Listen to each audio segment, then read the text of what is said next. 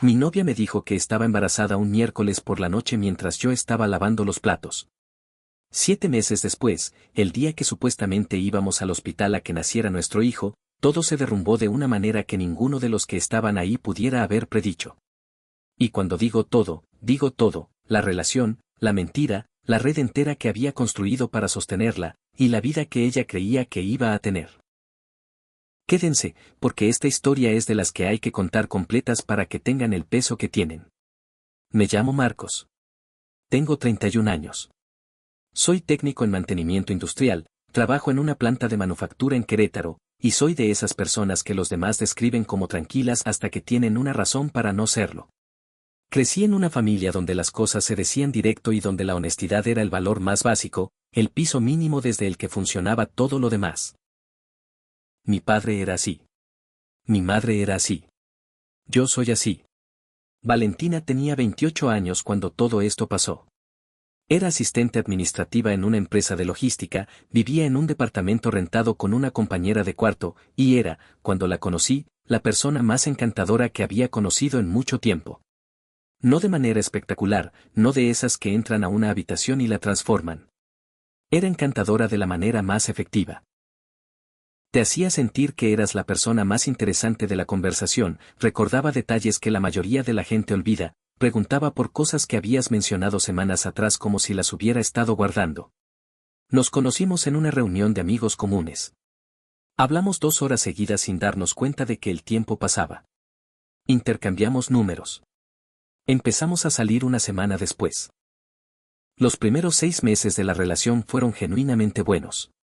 No perfectos, no de cuento, sino buenos de la manera real, nos llevábamos bien, teníamos conversaciones que valían la pena, nos apoyábamos en las cosas cotidianas. Yo la presenté a mis amigos. Ella me presentó a los suyos. Conocí a su familia en una cena que fue cómoda y sin drama. El problema empezó a hacerse visible aproximadamente en el mes 7 de la relación, aunque entonces yo no lo nombraba como problema sino como etapas normales. Valentina era una persona que necesitaba mucha confirmación constante de que la relación estaba bien. No de manera que yo pudiera señalar como claramente excesiva en ningún momento individual, sino de manera acumulada que fue volviéndose visible con el tiempo. Si yo tardaba en responder un mensaje, había una llamada. Si yo cancelaba un plan por trabajo, había una conversación larga sobre si las cosas estaban bien entre nosotros. Si yo mencionaba que necesitaba tiempo solo, había lágrimas que no siempre entendía de dónde venían. No lo nombré como una señal de alarma porque estaba dentro de la relación y porque cuando estás dentro de algo es más difícil ver sus contornos. Lo que sí nombré, aproximadamente en el mes 10, fue que la relación necesitaba cambiar de ritmo. No terminar, no en ese momento, pero sí ajustarse. Se lo dije a Valentina una noche en su departamento, que me sentía un poco presionado, que necesitaba un poco más de espacio, que creía que si nos dábamos más aire la relación iba a funcionar mejor. Valentina me escuchó. Dijo que entendía. Me dijo que lo intentaría. 2 semanas después me dijo que estaba embarazada. Era un miércoles. Yo estaba en su departamento, lavando los platos después de cenar, con ese estado mental de piloto automático que te da la rutina doméstica. Valentina entró a la cocina, se recargó en el marco de la puerta, y dijo, Marcos, tengo que decirte algo. El tono. El tono era el que te dice que lo que viene va a cambiar algo. Me limpié las manos. Me volteé. Ella me mostró una prueba de embarazo. Positiva.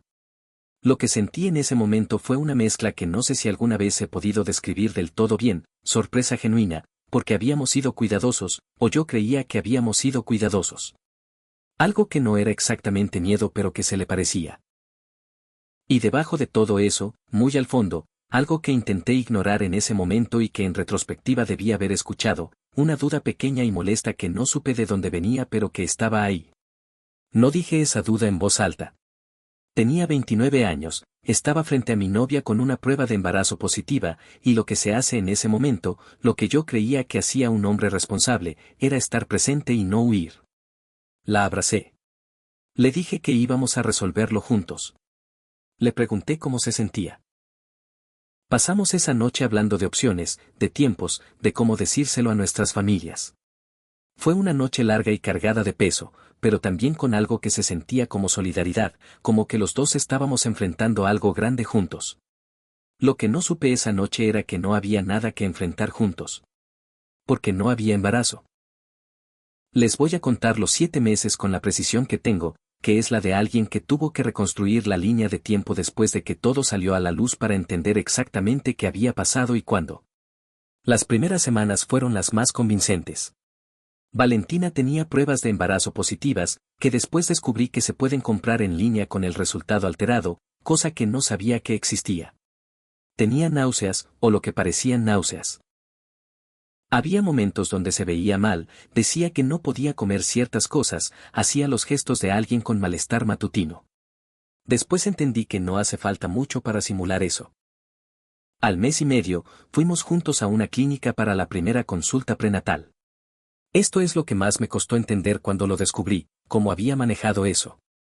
Lo que hizo fue presentarse sola en esa clínica antes de que yo llegara y hablar con la recepcionista diciendo que su pareja llegaría después, que ella quería entrar primero para hablar con la doctora en privado sobre algo delicado. Cuando yo llegué, la consulta ya había terminado y Valentina salía con un papel que parecía un ultrasonido. Era una imagen que había conseguido por internet, impresa en papel de ultrasonido que también se consigue. Yo vi ese papel. Lo sostuve. Vi lo que creí que era mi hijo. Eso no lo puedo describir con distancia clínica porque no la tengo. Ver algo que crees que es tu hijo, que resulta ser una imagen de internet, es un tipo de traición que opera en un nivel diferente a las demás. Los meses que siguieron fueron una construcción sostenida con una consistencia que en retrospectiva requirió un esfuerzo enorme. Valentina usaba ropa que disimulaba y que a medida que pasaban los meses iba siendo de cortes más amplios. Se ponía almohadas debajo de la ropa, cosa que descubrí después por lo que me contaron. Tenía respuestas preparadas para cada pregunta que yo hacía sobre cómo se sentía, que le decía la doctora, que decían los estudios. Canceló cada cita médica a la que se suponía que íbamos juntos. Siempre había una razón, que la doctora había tenido una emergencia, que el hospital había reprogramado, que ella había tenido que cambiar la fecha por su trabajo. Siempre con suficiente antelación como para que no pareciera sospechoso pero suficientemente frecuente como para que nunca yo estuviera presente en ninguna consulta real. Mis padres lo sabían. Los padres de Valentina lo sabían. Mis amigos cercanos lo sabían. Todo el mundo a nuestro alrededor estaba organizando su realidad en torno a algo que no existía. Sería deshonesto decirles que no tuve dudas durante esos 7 meses. Las tuve. Pero las manejé de maneras que ahora, con toda la información, entiendo que estaban diseñadas por la situación para que no llegaran a ninguna conclusión concreta. La primera duda grande fue al tercer mes, cuando canceló la segunda cita a la que íbamos juntos. Le pregunté directamente, ¿por qué siempre cancelas cuando vamos a ir los dos? Me miró con esa cara que tenía para las conversaciones difíciles, una mezcla de vulnerabilidad y de algo que yo leía como herida, y me dijo que las citas la ponían muy nerviosa porque el embarazo había tenido algunas complicaciones menores que la doctora estaba monitoreando y que no quería que yo se preocupara innecesariamente. Que cuando hubiera algo concreto que decirme me lo diría. Eso hizo 2 cosas. Me explicó las cancelaciones y me hizo sentir que preguntar más era presionarla en un momento vulnerable. Fue un movimiento muy efectivo. La segunda duda fue al 5.º mes. Para ese entonces yo había leído suficiente sobre embarazos como para saber aproximadamente cómo debería verse una mujer de 5 meses. Valentina no se veía exactamente como yo esperaba. Se lo dije con cuidado, le dije que me parecía que no se le notaba mucho para el tiempo que llevaba. Me dijo que su doctora había dicho que era normal, que algunas mujeres cargan hacia adentro y que no siempre se nota igual. Que su madre había sido igual de pequeña con ella. Busqué en internet si eso era posible. Lo es, en cierta medida. Me convencí de que era eso. La tercera duda, la más seria, fue al 6.º mes. Llegué a su departamento de sorpresa un día que ella no me esperaba. Era un sábado por la mañana y yo quería llevarle desayuno. La encontré en la cocina con una bata, sin el vientre que debería tener a 6 meses. Fue solo un instante antes de que ella ajustara la bata y se girara, pero fue suficiente para que yo viera algo que no cuadraba. Le pregunté en ese momento si todo estaba bien. Me dijo que sí, que se había levantado hace 10 minutos y todavía no se había puesto la faja de soporte que usaba. Me explicó que las fajas de embarazo a veces hacen que el vientre se vea diferente según cómo estés parada. No era una explicación perfecta, pero era una explicación. Y yo, que quería creerle, la creí. Lo que no hice en ninguno de esos momentos fue confrontarla directamente con la posibilidad de que todo fuera falso. No porque no se me cruzara por la cabeza, porque se me cruzó, sino porque la enormidad de esa posibilidad era tan grande que mi cabeza la descartaba antes de que pudiera asentarse completamente. Decirle a tu novia de 8 meses, embarazada de 6, creo que esto es mentira, requiere una certeza que yo no tenía y una disposición a destruir algo que, si estaba equivocado, no tenía manera de reconstruir. Ahora sé que esa lógica fue exactamente la que mantuvo la mentira en pie durante tanto tiempo. Llegamos al mes 7. Valentina me dijo que la doctora había determinado que el bebé vendría antes de tiempo, que había señales de que no convenía esperar las 40 semanas, y que probablemente la hospitalizarían esa semana para inducir el parto. Me dio el nombre de un hospital. Me dio una fecha tentativa. Yo organicé todo. Avisé en el trabajo que posiblemente necesitaría días. Hablé con mis padres. Hablé con sus padres. Todo el mundo estaba en alerta, con los teléfonos listos, esperando la llamada. La llamada llegó un viernes por la mañana. Valentina me dijo que ya la habían ingresado, que fuera al hospital. Me dio el número de habitación. Llegué al hospital. Mis padres llegaron 20 minutos después. La madre de Valentina llegó media hora después. Estábamos todos en el pasillo de maternidad esperando. Pedí información en la recepción. La enfermera revisó los registros. Me dijo que no había ninguna paciente con ese nombre ingresada en ese hospital. Le di el número de habitación que Valentina me había dado. La enfermera fue a verificar. Volvió y me dijo que esa habitación estaba ocupada por otra paciente, que no era Valentina. Llamé a Valentina. No contestó. Mandé mensaje. Nada. Mis padres estaban detrás de mí. La madre de Valentina estaba a mi lado. Todos viendo lo mismo, que no había ningún registro de que Valentina hubiera sido ingresada en ese hospital. La madre de Valentina intentó llamarla. Tampoco contestó. Estuvimos en ese pasillo durante 40 minutos que se sintieron como horas. Luego llegó un mensaje de Valentina a mi teléfono. Decía, lo siento. Necesito que me llames. Estoy en casa. La llamé desde el pasillo del hospital con mi madre a un lado, la madre de Valentina al otro, y mi padre un poco más atrás con la cara de quien está procesando algo que no termina de entender. Valentina contestó al primer timbrazo. Lo que siguió fue una de las conversaciones más extrañas que he tenido en mi vida porque tuvo dos fases completamente diferentes separadas por aproximadamente 30 segundos. La primera fase fue un intento de sostener algo que ya no se podía sostener. Me dijo que había habido una complicación en el hospital, que la habían trasladado, que yo debería ir a otro hospital, que me dio el nombre. Había algo en su voz que era diferente a todas las conversaciones de los 7 meses anteriores. Una tensión, una velocidad, como alguien improvisando en tiempo real. Le dije que no había ninguna complicación en ningún hospital porque no había ningún ingreso. Que había preguntado. Que no existía en ningún registro. Hubo un silencio de varios segundos. La segunda fase fue el colapso de la versión. No fue dramático como en las películas, no hubo un momento de gran confesión con música de fondo. Fue simplemente que después de ese silencio, Valentina empezó a llorar y entre el llanto dijo algo que tardé unos segundos en procesar porque mi cabeza no quería procesar lo que estaba escuchando: no estoy embarazada. Nunca lo estuve. Lo siento. Eso es todo lo que dijo en ese momento. No estoy embarazada. Nunca lo estuve. Lo siento. Colgué. Me quedé parado en ese pasillo de hospital durante lo que debieron ser 10 o 15 segundos sin decir nada. Luego me giré hacia mi madre. Luego hacia la madre de Valentina. No sé qué cara tenía porque no la podía ver, pero sé lo que vi en las caras de ellas, mi madre con una expresión que mezclaba el dolor de ver a su hijo en ese momento con una rabia muy contenida. La madre de Valentina con algo que no supe nombrar en ese instante y que después entendí como vergüenza, pero no del tipo superficial, sino la vergüenza profunda de alguien que ve a su hija de una manera completamente nueva y no sabe qué hacer con lo que está viendo. Mi padre fue el primero en hablar. Dijo: vámonos de aquí. Nos fuimos. Lo que pasó en las horas siguientes fue un proceso de colapso en cascada que no podría haber planeado ni diseñado mejor si hubiera querido, porque no lo planeé ni diseñé, simplemente ocurrió porque la mentira había involucrado a demasiadas personas y cuando se cayó para todas ellas al mismo tiempo. La madre de Valentina llegó al departamento de su hija antes que yo. Tuve esa conversación por teléfono. La madre llamándome para decirme que Valentina le había confesado todo y que ella no sabía nada, que estaba destrozada y avergonzada. Le creí en ese momento en que no había sabido nada. Lo que descubrí después fue más matizado que eso, pero en ese momento no lo sabía.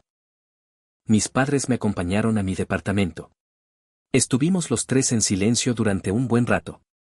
Mi madre eventualmente dijo que si yo quería hablar ella estaba ahí. Mi padre dijo que fuera lo que fuera que yo necesitara, ellos estaban. No dijeron te lo dijimos ni debiste haber visto las señales. Solo estuvieron ahí, que era exactamente lo que yo necesitaba. Mis amigos se enteraron porque en el grupo de WhatsApp donde habíamos estado actualizando sobre el parto, mi amigo Diego preguntó cómo iba todo. Le respondí con una sola frase, no había embarazo. Hablen después. No respondí ningún mensaje esa noche. La compañera de cuarto de Valentina, con quien yo tenía un contacto básico porque había estado en su departamento cientos de veces, me mandó un mensaje esa noche. Decía, Marcos, lo siento mucho. Yo sabía algo no estaba bien pero no supe cómo decirte. Si quieres hablar, dime.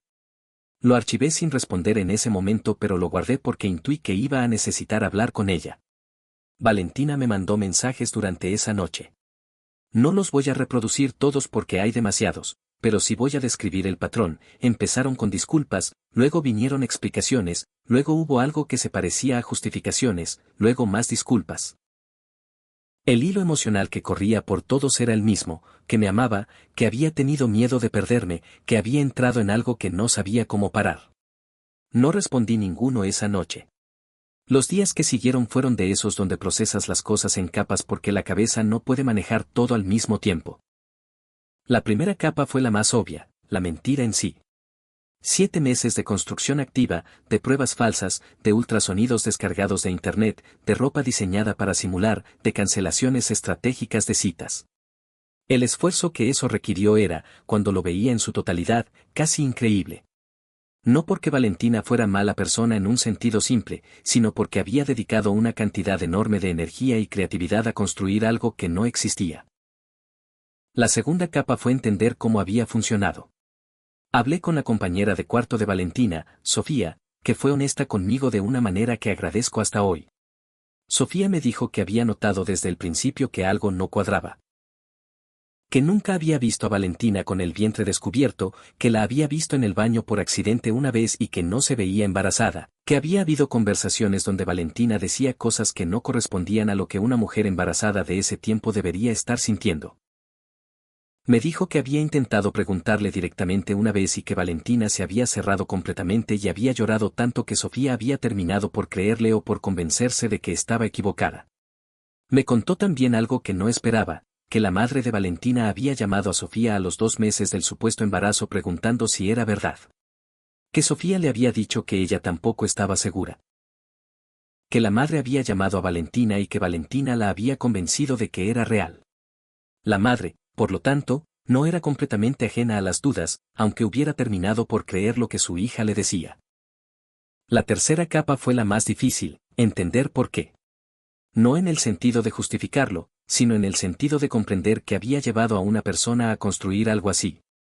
Hablé con mi terapeuta, que empecé a ver esa semana porque tenía claro que iba a necesitar apoyo profesional para procesar todo esto. Mi terapeuta me ayudó a entender algo que de manera intuitiva yo ya sentía pero que no había sabido articular. Que lo que Valentina había hecho no era un cálculo frío sino el resultado de un miedo extremo disfrazado de estrategia. El miedo a ser dejada, a no ser suficiente, había generado una respuesta que era en sí misma la cosa más destructiva que podía hacer para la relación. Eso no lo disculpa. Pero me ayudó a dejar de buscar la explicación en el lugar equivocado, que era en mí, en qué había hecho yo para que ella creyera que esta era la única opción. 3 días después del hospital, cuando yo ya tenía algo de distancia suficiente para poder hablar sin que la rabia manejara completamente la conversación, le dije a Valentina que podíamos vernos. no en mi departamento ni en el suyo. En un lugar neutro. Nos vimos en un parque. Llegó con una cara que no había visto nunca, sin el maquillaje habitual, con los ojos de quien no ha dormido bien en días, con algo en el cuerpo que era diferente a todas las versiones que yo había conocido de ella. Era como ver a alguien que se ha quitado una capa y lo que queda debajo es más pequeño y más verdadero. Me dijo lo que ya sabía, que todo había sido falso desde el principio. Que había comprado las pruebas alteradas en línea. Que el ultrasonido era una imagen de internet. Que había cancelado todas las citas porque obviamente no había médico que pudiera ver. Que lo había mantenido durante 7 meses con una combinación de improvisación constante y de calibrar mis preguntas para saber cuánto podía sostener cada versión. Le pregunté cuándo había decidido hacerlo. Me dijo que no había habido una decisión en un momento específico, que cuando yo le dije que necesitaba más espacio, había entrado en un pánico que no supo manejar, y que la prueba falsa había sido algo que había visto en un foro de internet y que había pensado que era temporal, que solo necesitaba tiempo para que la relación se estabilizara y luego resolvería el embarazo de alguna manera. Que nunca había tenido un plan real para el final porque no había podido pensar más allá del momento de que yo no me fuera. Le pregunté si había pensado en lo que me estaba haciendo a mí. Me dijo que sí. Que todos los días. Que había habido momentos donde había estado a punto de decirme la verdad pero que el miedo a perderme era más grande que cualquier otra cosa. Le dije que entendía que el miedo era real. Y que lo que había hecho con ese miedo me había quitado 7 meses de vida que no iba a recuperar, había involucrado a nuestras familias en una mentira que les había costado a todos, y había destruido cualquier posibilidad de que yo pudiera confiar en ella de nuevo. No lo dije con rabia. Lo dije con la calma de alguien que ya procesó la rabia y lo que quedó debajo es simplemente la verdad de la situación. Valentina lloró. Yo no. No porque no hubiera dolor, sino porque el dolor que tenía en ese momento no era del tipo que sale por los ojos. Le dije que esperaba que buscara ayuda profesional. Que lo que había hecho no era el comportamiento de alguien que está bien. Que lo decía sin crueldad, sino porque era la única conclusión lógica de lo que había visto. Nos despedimos en ese parque y no la he vuelto a ver desde entonces. Aquí viene la parte que no esperaba tanto, la reacción de las personas a mi alrededor. La mayoría de mis amigos y mi familia estuvieron de mi lado de maneras que agradezco profundamente. Mis padres fueron los pilares más sólidos de ese periodo. Diego, mi amigo de más años, vino a mi departamento el sábado siguiente con comida y con la disposición de quedarse el tiempo que fuera necesario sin que yo tuviera que entretenerlo ni explicar nada. Eso es lo que hace la gente que te quiere de verdad. Pero hubo reacciones que no esperaba y que me enseñaron cosas sobre las personas. Un compañero de trabajo, alguien con quien llevaba años trabajando y con quien tenía una relación de confianza razonable, me dijo en una conversación que entendía a Valentina porque las mujeres cuando tienen miedo de perder a alguien hacen cosas extremas y que yo debería considerar que algo en la relación la había llevado a ese punto. Le pregunté qué creía que me había llevado a mí a que mi novia me mintiera durante 7 meses sobre un embarazo. No tuvo respuesta clara. Cambié el tema. Una conocida en común, alguien que era más amiga de Valentina que mía pero con quien yo había tenido buen trato, me mandó un mensaje diciéndome que Valentina estaba muy mal y que esperaba que yo pudiera encontrar compasión en este momento. Le respondí que tenía compasión por el estado mental que lleva a alguien a hacer algo así, y que eso era independiente de que la relación hubiera terminado sin posibilidad de vuelta. No respondió. El más sorprendente fue un primo mío que me llamó para decirme que estas cosas pasan en las relaciones y que si yo la quería debería considerar darle otra oportunidad porque claramente ella te quiere mucho si hizo todo eso para no perderte. Le dije que lo que acababa de describir como evidencia de amor era en realidad evidencia de una manipulación de 7 meses. Se quedó en silencio.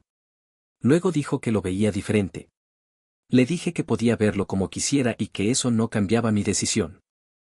Lo que noté de todos estos intercambios fue un patrón que me parecía importante nombrar. Todos ellos en algún nivel estaban reencuadrando lo que Valentina había hecho como algo que yo debía entender o perdonar en función de sus motivaciones, sin considerar que lo que yo había vivido durante 7 meses era una realidad fabricada que había afectado cada decisión que había tomado en ese periodo. Había hablado con mis padres sobre el bebé que venía. Había organizado mi trabajo alrededor de una fecha de parto que no existía. Emocionalmente me había preparado para ser padre de algo que no era real. Eso no se deshace porque las motivaciones de la persona que lo construyó eran el miedo y no la maldad calculada. No seguí activamente lo que le pasó a Valentina después de esa conversación en el parque. No la stalkeo, no pregunto por ella, no necesito saber los detalles de su vida para procesar la mía. Pero hay cosas que supe de manera indirecta, a través de conocidos comunes que me contaban cosas sin que yo las pidiera. Valentina perdió su trabajo. No como consecuencia directa de lo que había pasado conmigo, sino porque el colapso emocional de las semanas siguientes afectó su desempeño de maneras que se hicieron visibles. Llegaba tarde, se ausentaba, cometía errores que no eran su estándar habitual. La empresa le ofreció primero una licencia y luego, cuando volvió y las cosas no mejoraron, terminaron la relación laboral. Su compañera de cuarto Sofía me contó, en uno de los mensajes que intercambiamos en las semanas posteriores, que Valentina había empezado a ver a una psicóloga. Eso me pareció bien. Era lo que le había dicho que necesitaba y que se alegraba que lo estuviera haciendo. La relación entre Valentina y su madre también pasó por un periodo muy difícil. La madre, que al principio había tomado el rol de defender a su hija frente a todos incluyendo frente a mí, fue entendiendo con el tiempo la dimensión real de lo que había pasado, y eso fue un proceso que tuvo su propio costo para las dos. No cuento esto con satisfacción. Lo cuento porque es parte de la historia completa y porque creo que sería deshonesto terminar esta historia sin decir que las consecuencias para Valentina fueron reales y significativas, no porque yo hiciera nada para causarlas sino porque ese es el resultado natural de construir algo de esa magnitud sobre una base falsa. Fui a terapia durante 8 meses después de todo esto. No porque estuviera en crisis permanente, sino porque había cosas que procesar que yo solo no podía procesar bien, y porque había aprendido suficiente de esta experiencia como para entender que el apoyo profesional no es para cuando estás completamente roto sino para cuando quieres entender algo que de otra manera tardarías mucho más en entender. Lo que la terapia me ayudó a ver, y que quiero compartir porque creo que puede ser útil para quien esté viendo esto, fue esto. Las dudas que yo tuve durante esos 7 meses eran válidas. Cada una de ellas. El instante que vi a Valentina en la cocina sin el vientre que debería tener. Los ultrasonidos que nunca vi en consultas reales. Las cancelaciones sistemáticas. Eran señales que mi cabeza recibió y que mi cabeza eligió no llevar a su conclusión lógica. No porque fuera ingenuo de manera irreparable, sino porque las personas que están dentro de relaciones tienen un interés emocional en que las cosas sean lo que parecen, y ese interés emocional sesga cómo procesan la información que contradice esa realidad. Mi terapeuta lo llamó disonancia cognitiva. La mente humana es muy buena en construir explicaciones que reconcilien la información que recibe con la realidad que quiere que sea verdad. Yo tenía información que no cuadraba y mi mente construyó explicaciones para cada pieza individual que la reconciliaban con la versión de que todo era real. Lo que aprendí de eso no es que hay que ser paranoico en las relaciones ni que hay que dudar de todo. Lo que aprendí es que cuando algo no cuadra de manera repetida y consistente, la conversación directa, por incómoda que sea, es siempre mejor que la acumulación de explicaciones que van haciendo sentido a cada pieza individual. Si yo hubiera tenido esa conversación directa, la de necesito ir contigo a una cita médica y no acepto cancelaciones, en el mes 2 o el mes 3, todo habría salido a la luz mucho antes. El costo habría sido una conversación muy difícil y el fin de una relación. El costo de no tenerla fue 7 meses. Pasó más de un año desde el día del hospital. Estoy bien, y lo digo sin la necesidad de convencer a nadie de que es verdad, estoy genuinamente bien. Sigo en el mismo trabajo, que tiene la estabilidad que tiene y que agradezco. Vivo en el mismo departamento donde vivía, que reorganicé un poco cuando pude porque quería que se sintiera diferente, no dramáticamente sino suficientemente. Mis amigos son los mismos, con la excepción de que algunos se acercaron más en el periodo difícil y esa cercanía se quedó. Empecé a salir con alguien hace unos meses. No voy a dar detalles porque ella no pidió ser parte de este video y porque lo que tenemos es nuestro. Lo que sí digo es que una de las cosas que aprendí de todo esto es a tener conversaciones directas antes de que la incomodidad de tenerlas sea menor al costo de no tenerlas. Eso ha cambiado cómo me relaciono y lo ha cambiado para mejor.